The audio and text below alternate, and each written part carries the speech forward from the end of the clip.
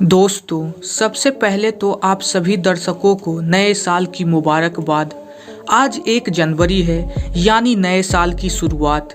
1 जनवरी को कई देशों में नया साल मनाया जाता है, लेकिन बहुत से लोगों को यह पता नहीं है कि सदियों तक 1 जनवरी को नया साल नहीं मनाया जाता था। कभी 25 मार्च को तो कभी 25 दिसंबर से भी नए साल की शुरुआत होती थी। तो आइए दोस्तों, आज जानते हैं कि कैसे 1 जनवरी से नए साल मनाने की शुरुआत हुई। 715 ईसा पूर्व से लेकर 673 ईसा पूर्व तक नुमा पोम्पिलस रोम का राजा रहा। उसने रोमन कैलेंडर में कुछ बदलाव किए। कैलेंडर में मार्च की जगह जनवरी को पहला महीना माना गया।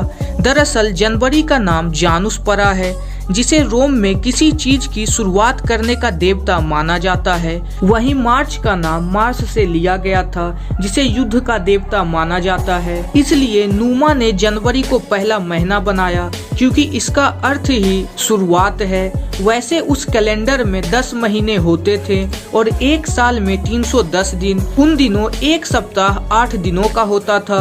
153 ईसा पूर्व तक 1 जनवरी को आधिकारिक रूप से रोमन वर्ष की शुरुआत घोषित नहीं किया गया था। रोम के राजा जूलियन सीजर ने रोमन कैलेंडर में कुछ बदलाव किए, लेकिन जनवरी को ही पहला महीना रखा। उसने ही 1 जनवरी से नए साल की शुरुआत की। जूलियन कैलेंडर में नई गणनाओं के आधार पर साल का 12 महीना माना गया। जूलियस सीजर ने खगोल शास्त्रियों से संपर्क किया और गणना किया। उसमें यह सामने आया कि पृथ्वी 365 दिन और 6 घंटे में सूर्य का चक्कर लगाती है। इसीलिए जूलियन कैलेंडर में साल में 310 की जगह 365 दिन माना गया और 6 घंटे जो अतिरिक्त बचते थे उसके लिए लीप ईयर का कॉन्सेप्ट आया। हर 4 साल में यह 6 घंटा मिलाकर 24 घंटा यानी 1 दिन हो जाता है। तो हर चौथे साल फरवरी को 29 दिन का किया गया। रोमन साम्राज्य के पतन के बाद 5वीं सदी में कई क्रिश्चियन देशों में जूलियन कैलेंडर में बदलाव किया गया। वह इसको अपने धर्म के अनुरूप बनाने की कोशिश में लगे रहे। कुछ ने अपनी धार्मिक मान्यताओं के मुताबिक 25 मार्च तो कुछ ने 25 दिसंबर को नया साल मनाना शुरू किया। ईसाई मान्यता के मुताबिक 25 मार्च को ही ईश्वर के विशेष दूत गैब्रियल ने आकर मैरी को संदेश दिया था कि वह ईश्वर के अवतार ईसा मसीह को जन्म देंगी। वहीं यह माना जाता है कि 25 दिसंबर को ईसा मसीह का जन्म हुआ था। बाद में यह पाया गया कि जूलियन कैलेंडर में लीप ईयर को लेकर त्रुटि है। सेंट बीड नाम के एक धर्म गुरु ने यह बताया कि एक साल में 365 दिन और 6 घंटे ना होकर 365 दिन 5 घंटे और 46 सेकंड होते हैं। इसमें संशोधन करके पोप ग्रेडी ने 1582 में नया कैलेंडर पेश किया।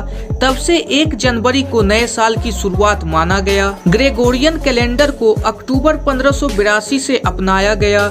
10 दिन आगे कर 5 अक्टूबर के बाद सीधे 15 अक्टूबर से कैलेंडर की शुरुआत की गई। ज्यादातर कैथोलिक देशों ने तुरंत ग्रेगोरियन कैलेंडर को अपना लिया। उनमें स्पेन, पुर्तगाल और इटली के अधिकांश इलाके शामिल थे, लेकिन कुछ लोग इसको तुरंत अपनाने के इच्छुक नहीं थे। खैर, बाद में उन्होंने भी इसे अपनाया। ब्रिटिश साम्राज्य ने 1552 में और स्वीडन ने 1553 में इसे अपनाया। रूस में 1917 तक जूलियन कैलेंडर को अपनाया गया।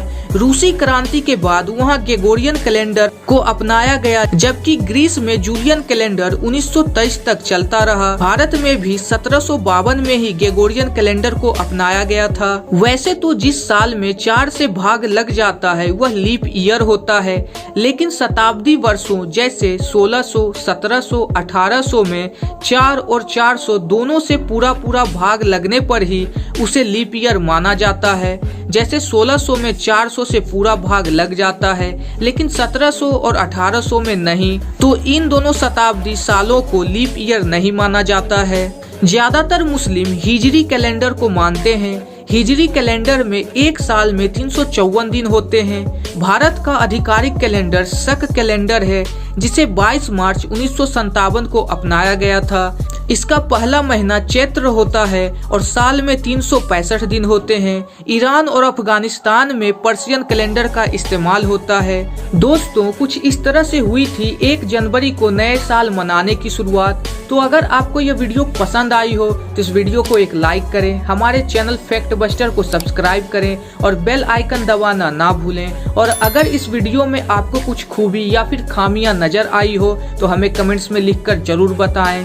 हम मिलते हैं आपसे अपनी अगली वीडियो में इसी तरह के एक और दिलचस्प टॉपिक के साथ। जय हिंद, वंदे मातरम।